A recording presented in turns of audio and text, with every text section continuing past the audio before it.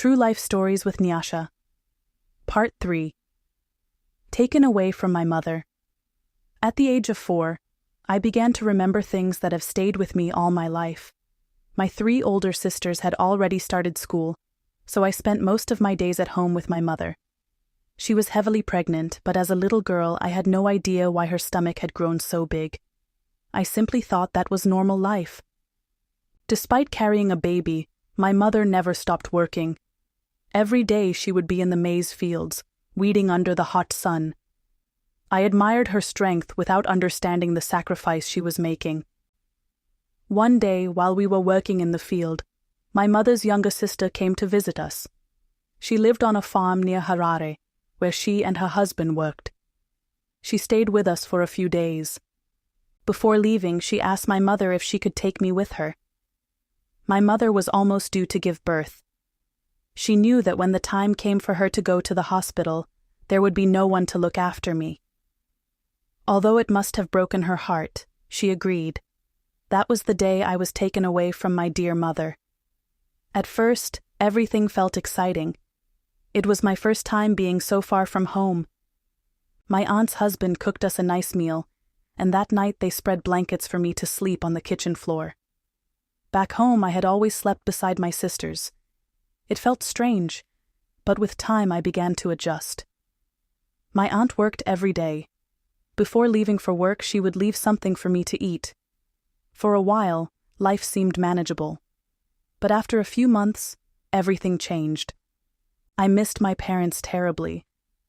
At the same time, my aunt's attitude towards me changed. She stopped leaving food for me during the day. When she returned from work, she spoke to me harshly and without kindness. One evening she taught me how to light a fire. She placed 3 large stones together, balanced a tin of water on top, and said, "Tomorrow, make the fire and boil the water so I can cook when I get home." I nodded, believing I could do it because I had watched her. The next day she reminded me again as she left for work. Around 4 o'clock, I gathered firewood. Growing up in a rural village, collecting wood was familiar to me. But making a strong cooking fire was different. I tried again and again. I used dry grass. I used sticks. I struck match after match until the whole box was empty. But the fire would not stay lit.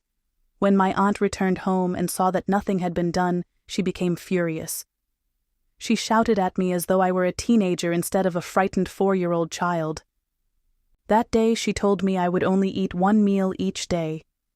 From then on, she would lock the house before leaving for work and tell me to spend the day playing outside with the other children, leaving me with nothing to eat.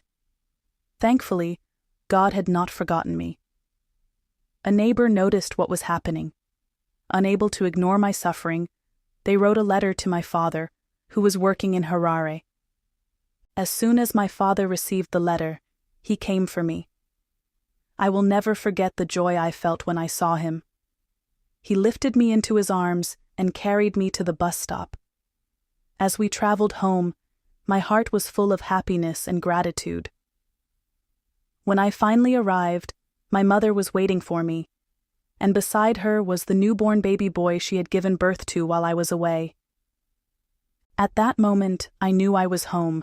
The God of Hannah was the same God of my mother. He never changed, yesterday, today, and forever. Thank you for listening to my story. For more stories, please subscribe, share, and give your feedback. That encouraged me to remember more of my story.